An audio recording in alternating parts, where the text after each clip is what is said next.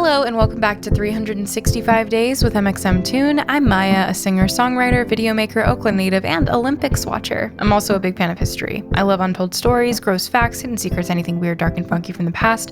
So each day, I'm going to share a few of my favorite deep cuts with you. So let's take a look at today's stories. It's 365 with mxmtoon.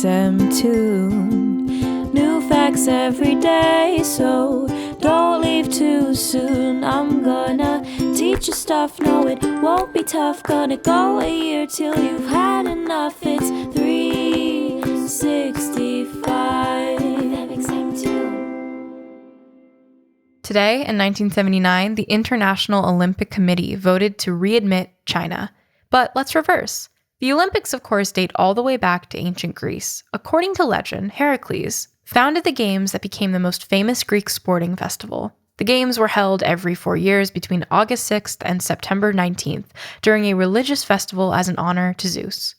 They were called the Olympics because they were held at Olympia in southern Greece.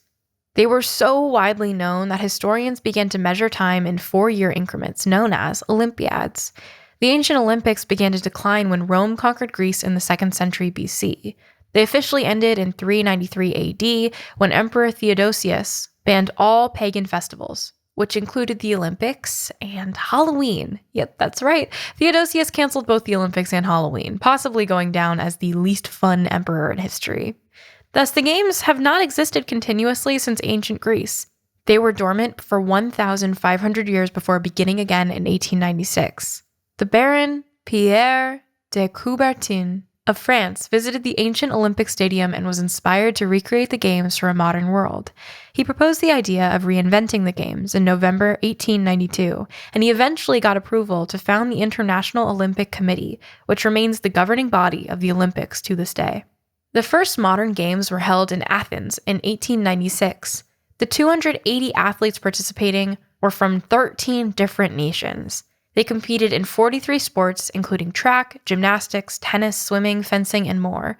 The games picked up steam as the new century began and grew into the worldwide spectacle that we know it today.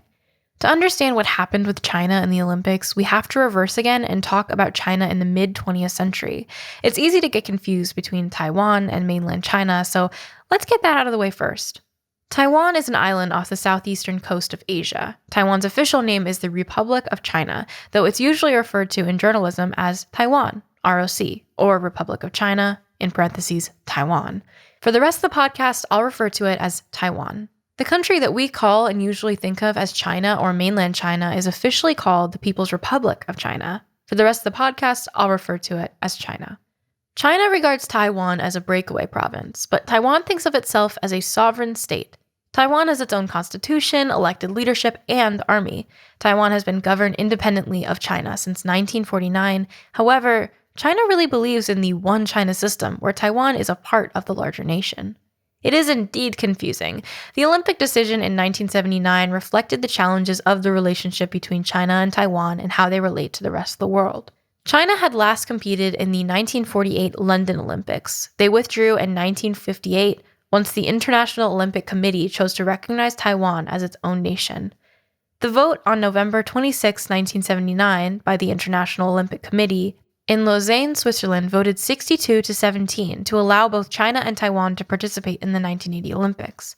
This meant that athletes from China could compete with their flag and national anthem, but athletes from Taiwan had to switch from competing under the name Republic of China to a new name, anthem, and flag for the coming Olympic Games. Olympic Committee Vice President Mohammad Mazali stated that the point of the vote was to allow all athletes across the globe to compete in the Olympics. The decision was controversial, as some Olympic Committee members felt that it was unfair to Taiwan, who had been competing fairly in the Olympic Games for 27 years. These members complained that China had disrespected the Olympics by resigning and then asking to be reinstated on their own terms. Taiwan ended up boycotting the Games for a round of Olympics, the Summer Games in Moscow. They re-entered in 1984 for the Sarajevo Winter Games. Today, Taiwan competes in the Olympics as Chinese Taipei. Let's move on to our music fact. Today, in 2016, the police in Kensington, Prince Edward Island in Canada, made a very threatening post to drunk drivers on their Facebook. Well, in a manner of speaking. The post said, On top of a hefty fine, a criminal charge, and a year's driving suspension, we will also provide you with a bonus gift of playing the office copy of Nickelback in the cruiser on the way to jail. The post went viral, and the person who posted it had to issue a public apology to Nickelback several days later. He said that he felt guilty for engaging in cyberbullying when he regularly went into classrooms to lecture against bullying. Whether or not the post was actually cyberbullying definitely depends on your opinion of Nickelback. And now for our final segment of the day, I'll be going into my own photo archives to see what I was up to on a November 26th in my life. I can't remember if it was announced on November 26th of 2018, but in my photo archives, I have a photo of my first tour poster that I ever made, and it was for the Plum Blossom tour in the spring of 2019. I think I was announcing it that winter beforehand.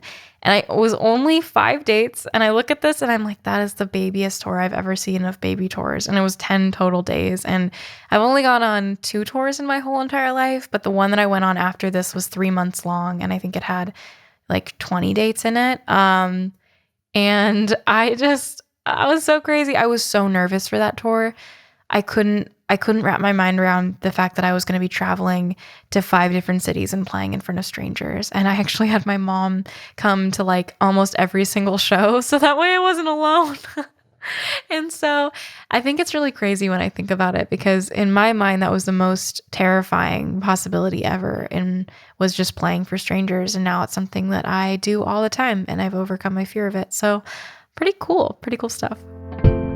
That's all for today, but you can come back tomorrow for more weird and funky facts. And please subscribe on your favorite podcasting device. I'll see you tomorrow. It's 365 with mxmtoon. New facts every day, so don't leave too soon. I'm gonna teach you stuff, no it won't be tough. Gonna go a year till you've had enough. It's 360